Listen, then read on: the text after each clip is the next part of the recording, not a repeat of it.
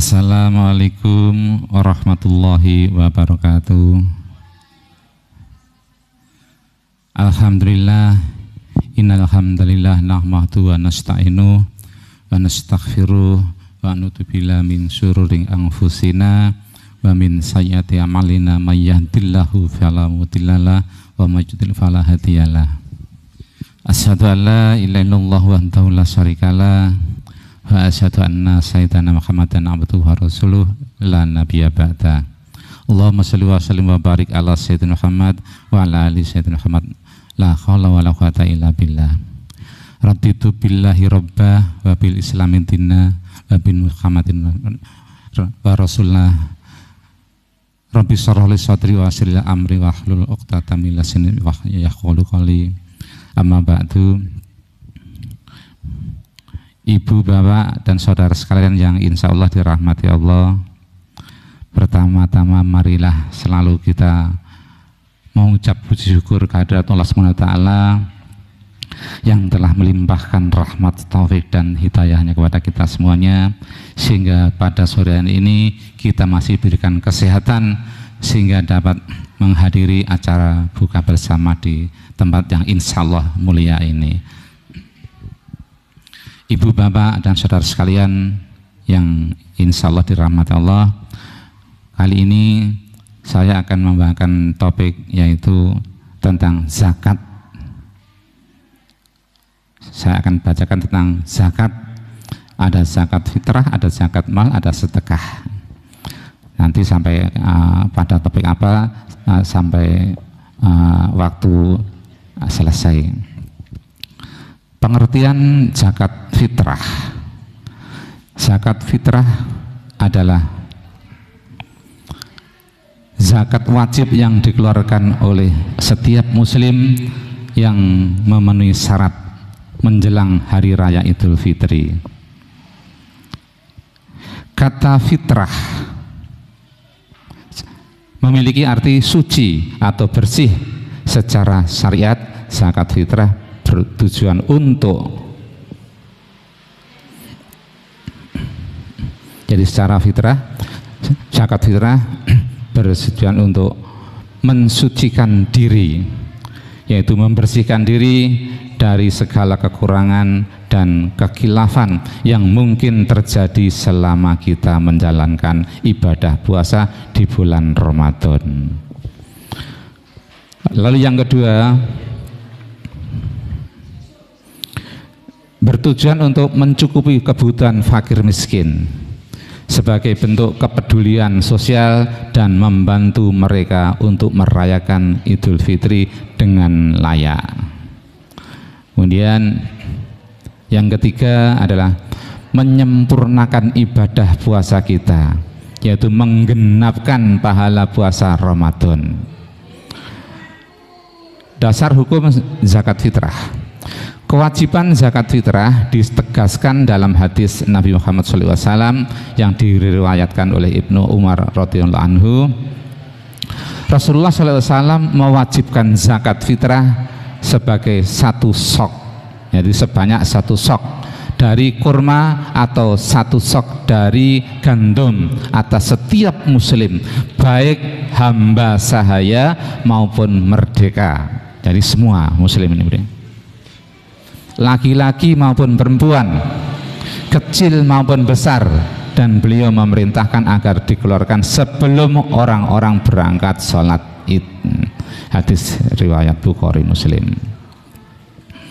Syarat zakat fitrah, syarat wajibnya zakat fitrah. Seorang wajib membayar zakat fitrah apabila memenuhi syarat-syarat sebagai berikut. Yang pertama, beragama Islam. Zakat fitrah hanya diwajibkan bagi umat yang beragama Islam. Yang kedua, masih hidup. Orang yang meninggal sebelum terbenam matahari pada malam Idul Fitri tidak wajib membayar zakat fitrah. Tetapi bayi yang lahir setelah terbenam matahari pada malam Idul Fitri juga tidak wajib dizakatkan. Namun yang ini ulama berbeda pendapat mengenai janin yang ada di dalam kandungan. Syarat yang ketiga adalah mampu memiliki kelebihan makanan pokok atau harta yang cukup untuk dirinya dan keluarganya pada malam dan hari raya Idul Fitri. Nah itu. Kemudian siapa saja yang wajib dibayarkan zakat fitrahnya? Yang pertama, setiap muslim yang memenuhi syarat wajib membayar untuk dirinya sendiri. Yang kedua, kepala keluarga wajib membayar zakat fitrah untuk dirinya dan orang-orang yang menjadi tanggungannya, misalnya istri, anak-anak, dan orang tua yang tidak mampu misalnya. Kemudian yang ketiga, seseorang yang menanggung nafkah orang lain. Seseorang yang menanggung nafkah orang lain juga wajib membayarkan zakat fitrah orang tersebut. Ini. Dan berikutnya adalah ukuran dan bentuk zakat fitrah. Besaran zakat fitrah adalah 1 sok menurut ukuran Nabi. Kemudian para ulama berbeda pendapat mengenai konversi ukuran ini ke dalam kilogram atau liter. Namun pada umumnya disepakati sekitar 2,5 hingga 3 kilogram atau 3,5 liter makanan pokok seperti beras, gandum, kurma atau jagung yang menjadi makanan utama di daerah tersebut. Di Indonesia umumnya zakat fitrah dibayarkan dalam bentuk beras.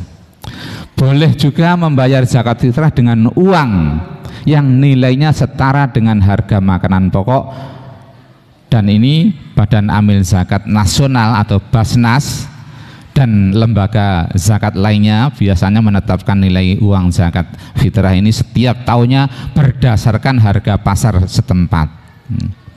Untuk tahun 2025 ini Basnas Pusat RI menetapkan nilai zakat fitrah sebesar 47.000 per jiwa, tetapi untuk daerah Tulungagung berbeda, yaitu 45.000 per jiwa.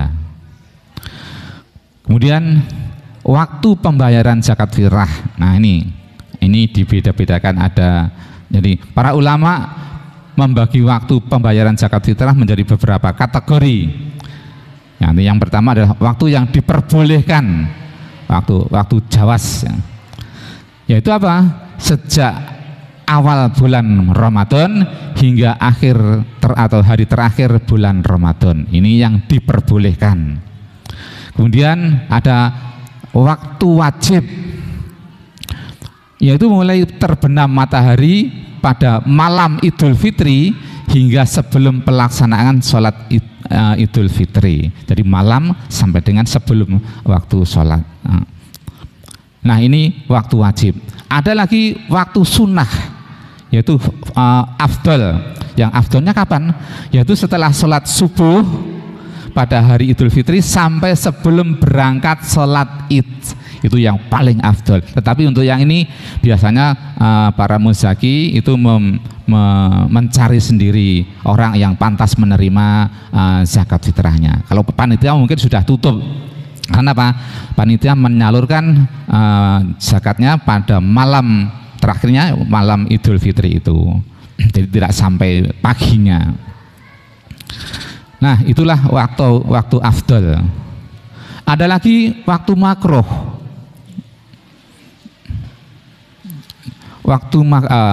Sebelum waktu afdol ada, jadi waktu afdol tadi, kemudian ini waktu makruh. Kapan itu makruh? Setelah sholat Idul Fitri hingga sebelum terbenam matahari pada hari raya, makruh itu ya. Jadi sebaiknya tidak dilakukan karena makruh. Kemudian ada waktu haram. Haram. Kapan haram? Setelah terbenam matahari pada hari raya Idul Fitri, itu haram dilakukan. Jadi bukan lagi zakat fitrah, itu namanya sedekah sudah.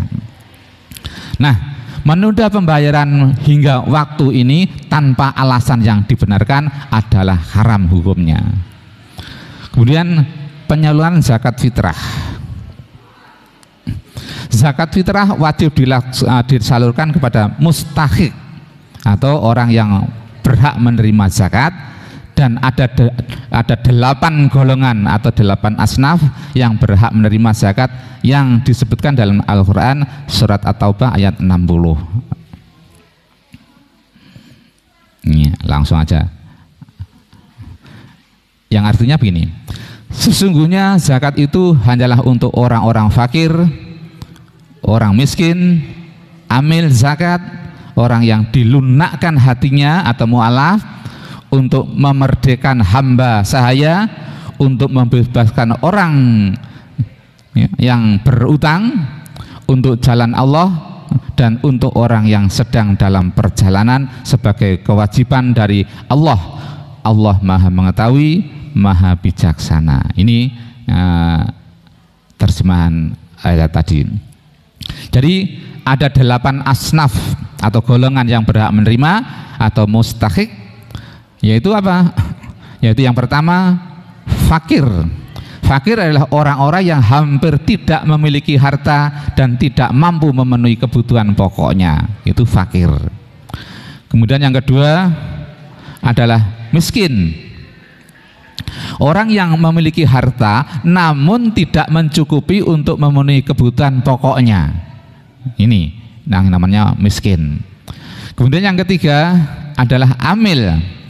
Amil adalah orang-orang yang bertugas mengumpulkan dan mendistribusikan zakat, itu amil. Yang keempat, mu'alaf. Mu'alaf adalah orang-orang yang baru masuk Islam dan membutuhkan bantuan untuk menguatkan keimanannya. Yang kelima adalah righab atau hamba sahaya, budak atau hamba sahaya yang ingin memerdekakan diri, dan saat ini kategori ini sudah tidak relevan lagi.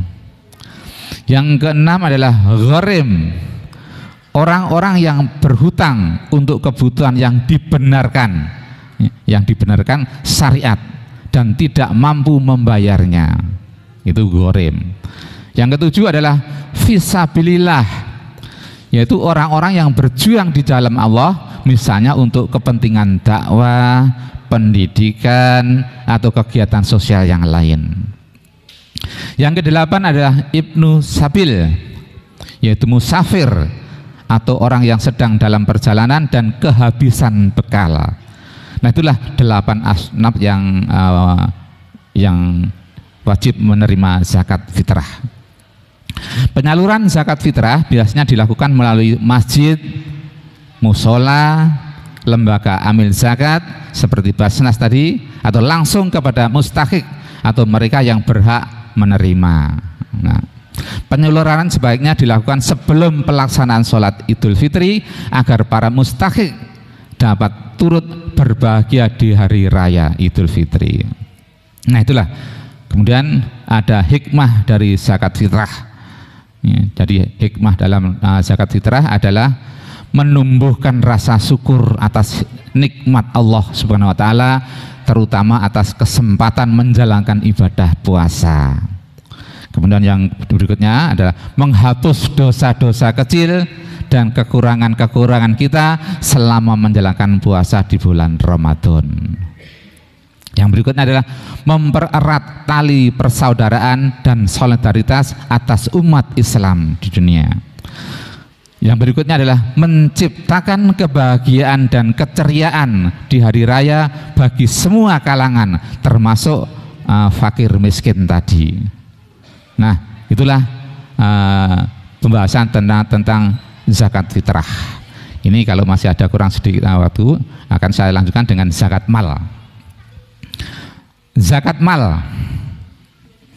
Zakat mal adalah zakat yang dikenakan atas harta kekayaan seseorang atau badan usaha yang telah memenuhi syarat-syarat tertentu, yaitu nisab dan haul. Secara bahasa, mal berarti harta atau kekayaan. Jadi zakat mal secara sederhananya dapat diartikan sebagai zakat harta. Dasar hukumnya adalah zakat harta atau mal adalah kewajiban zakat mal tercantum dalam Al-Quran dan hadis, diantaranya adalah surat At-Taubah ayat 103. Langsung aja, yang artinya ambillah zakat dari sebagian harta mereka, dengan zakat itu kamu membersihkan dan mensucikan mereka dan mendoakan untuk mereka. Sesungguhnya doa kamu itulah menjadi ketentraman jiwa bagi mereka, dan Allah Maha mendengar lagi Maha mengetahui. Kemudian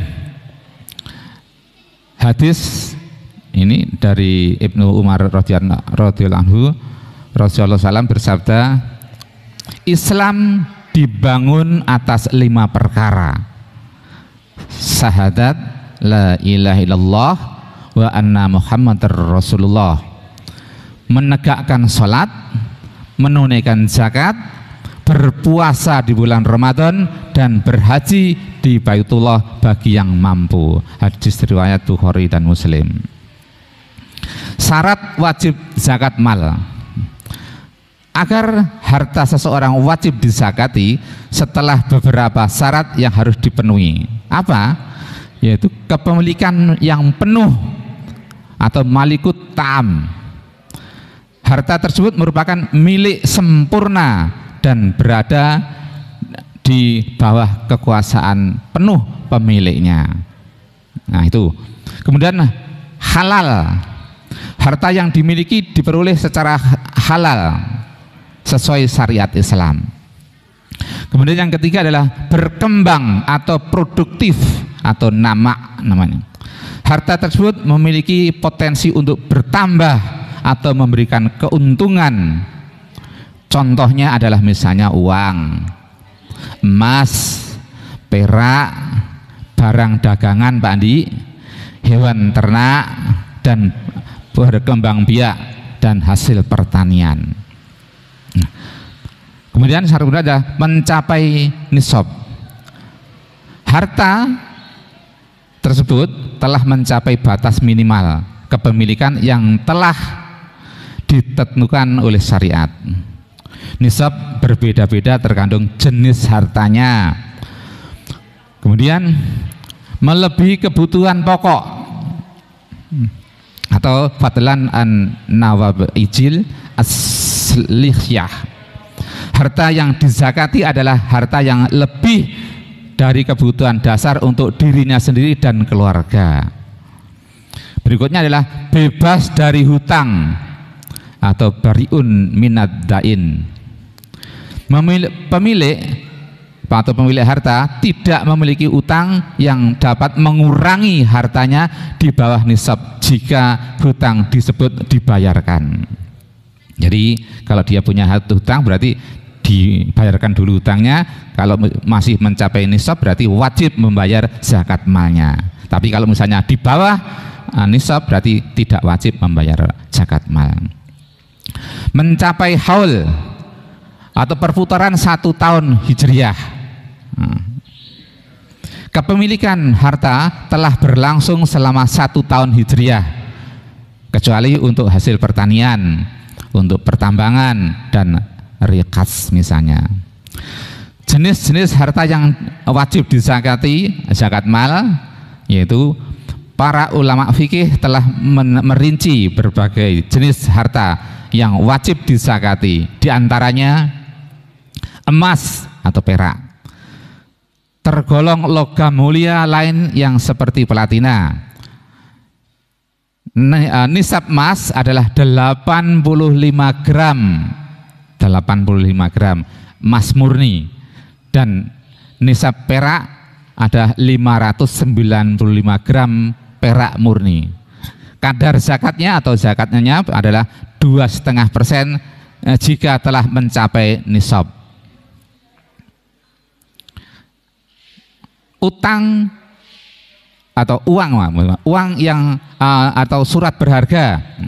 Jadi uang atau surat berharga, termasuk uang tunai, Ibu Bapak, tabungan, deposito, saham, obligasi, dan surat berharga lainnya yang nilainya setara atau lebih dari nisab emas atau perak yang telah mencapai haul tadi, yaitu yang 1 putaran 1 tahun hijriyah. Kadarnya zakat atau besarnya zakat adalah 2,5%. Perdagangan atau tijarah meliputi barang dagangan yang diperjualbelikan dengan tujuan mendapatkan keuntungan. Nisabnya setara dengan nisab emas atau perak dan kadar zakatnya atau besar zakatnya adalah 2,5% dari nilai barang dagangan. Dari nilai barang dagangan. Nggih. Habis nggih. Nggih. Nah, sementara itu yang bisa saya sampaikan yaitu tentang zakat, yaitu ada zakat fitrah, zakat mal, dan ada sedekah. Sementara sedekahnya belum diterangkan karena waktu sudah habis. Terima kasih, semoga ada manfaatnya. Mari kita berdoa bersama untuk buka bersama. Bismillahirrahmanirrahim. Allahumma laka sumtu wa bika amantu wa ala rizkika aftartu birahmatika ya arhamar rahimin. Demikian, ada kurangnya mohon maaf yang sebesar-besarnya. Billahi taufik wal hidayah. Wassalamualaikum warahmatullahi wabarakatuh.